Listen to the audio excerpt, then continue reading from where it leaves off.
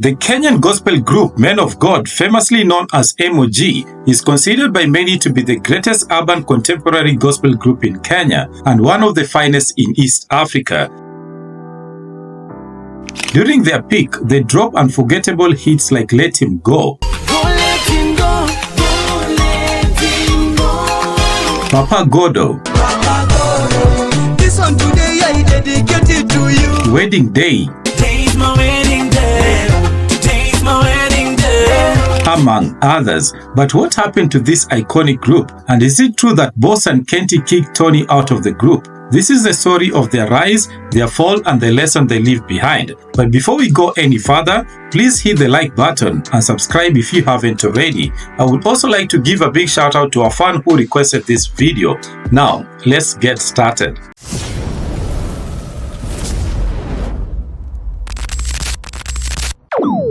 M.O.G was a talented trio made up of Kenty, the lead vocalist, Boss, the rapper and former street boy, and Tony, a reformed gangster. They all hail from Korokocho, a slum well known for its struggles with crime and poverty. By the way, I've been brought up in Korokocho slum.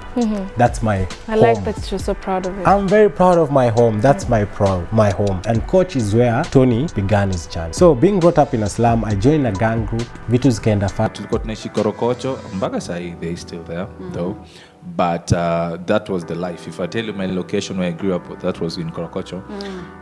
The state of poverty is alarming there. I know. Yeah, good. So so I found myself in the street and all that. So how did these three come together to form such an impactful group? Until 2003, it seemed like the members of M.O.G were on a path to failure. Many were caught up in petty theft and gang-related issues. That all changed when Tumaini Church in Korokocho stepped in with the aim of uplifting the youth in the slums through various programs such as music and sports. A church member named Deno formed a football team to draw young people into the church. That's how Tony and Boss met. Actually, M.O.G started as a football team. So 2 or 3, I joined some of my brother's son.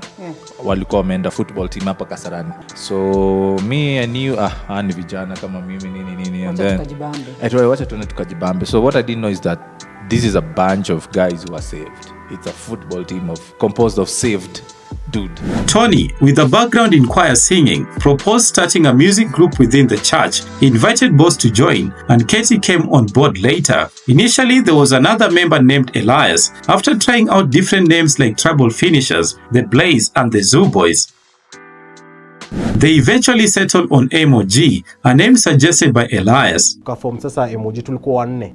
Tuko tunajita TPF, Trouble Finishers. Elias, however, left after a few months due to a lack of progress and returned to his previous gang lifestyle. Sadly, he was murdered when he was just 14.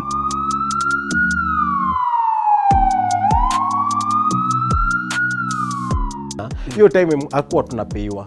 Ni zile mnaitwa church, tunaimba na keyboard, hata hakuna track. Sele akachoka sema hii muziki hailipi na hata amfanyi kitu. Akarudi back to futa. Uizi sasa. Kwa gang. So after hapo he was murdered at 14 years old.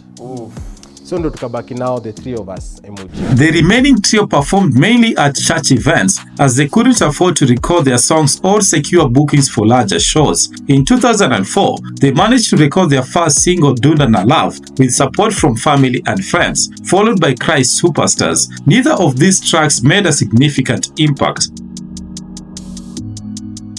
However, a collaboration with Trinidadian artist Isaac Black on Tempted gave them their first taste of success. This song gained substantial airplay across both the secular and gospel music scenes. Despite this achievement, M.O.G still faced challenges in the competitive Kenya music industry, particularly in the gospel segment, where performance opportunities were scarce and often underpaid. Payment yenyu ya kwanza ilikuwa how much? Ya kwanza si tulipeangwa 50 bob. 50 na tukaambo tugane watatu. Fortunately, they would meet Renao Chieng and Peter Kaberere from the gospel group M.O.G, a meeting that would change their lives forever. M.O.G is the group known for the hit Wacha. As an established group, Joxy was able to pull some strings in the gospel industry, providing valuable platforms and securing spots for M.O.G at shows where they were scheduled to perform. Had God not used those guys, you might never have heard of M.O.G, said M.O.G. After initially releasing a few songs that didn't quite hit the mark, M.O.G skyrocketed to fame with their massive hit Zing Zing, featuring Verbal, which dropped in 2006. This track won 3 awards at the Chagula Teenies Awards. It was a game changer that made people sit up and take notice of who M.O.G was. Zing Zing, hiyo ndio isa ilifanya kila mtu mpaka akakuwa hao ni nani. So ilipatia platform. By the way, Verbal is currently struggling with drug addiction, but that's a story for another day. This is Verbal Thing, or Verbal Thing Boy Wonders, them know me, you see. Just to get something clear, you know. So, them understand one thing. Verbal Thing is not a gospel artist. Verbal Thing is an artist who builds music according to the way he feels, the way the things are, or the way the situation is. So, I don't mix up my religion and enough of the music business, is it? Following Zing Zing, the group continued to rise in popularity. In 2007, they released Wedding Day. The song was a must play at nearly every wedding that year. Today's my wedding day. Their success peaked in 2008 when they dropped Let Him Go, a track that established them as the greatest Kenyan urban contemporary gospel group of all time. Go let him go, go let him go. The song became an anthem and was on heavy rotation on the radio, TV, and in public transport. M.O.G we started singing in 2003, but tulijulikana in 2008, almost 2008, tukitoa Go Let Him Go. In 2009, the group was approached by Mr. Sid, then a high schooler who frequently hung out with them, for a collaboration. Although they were initially unsure, after some persuasion, they teamed up, resulting in the popular hit Papa Godo. This one today I dedicate it to you. Na mimi nilikuwa nazushia Sid sana. Because alikuwa ananiambia nataka kuimba na akuchuo. And for me, to be honest, education comes first. This collaboration not only added another success to their repertoire, but also highlighted their willingness to embrace new talent and ideas in the evolving music scene. Nothing much happened for M.O.G in 2010, so let's fast forward to 2011. This year marked a significant moment for the group as they released 2 massive collaborations, Naona Macho featuring Eunice Njeri and Skiza, and My Call featuring Juliani. Naona macho yakinitazama kwa upendo. He's always ready, he's ready to pick my card. From 2006 to 2011, M.O.G dominated the Kenyan music industry. They were a force at award shows, collecting numerous accolades like the Groove Awards, Chagula Teenies Awards, and the Kisima Awards. Their music transcended genres, appealing to both gospel and secular audiences alike. Despite their success, tension brewed within the group. In 2014, Tony left the group, citing the need to focus on his studies as the primary reason. So we took a break from M.O.G. Reason being, first I was going back to school. Yes. What did you study? PR. So yeah, and sometimes the other team felt like I don't give 100%. So I said, honestly, I wasn't giving that 100% because I needed to be school. They need me to be in studio. We need to be in the show. So I couldn't manage. I couldn't divide myself. So I decided, hey guys, allow me to take a break to go back to school and finish my degree and my everything.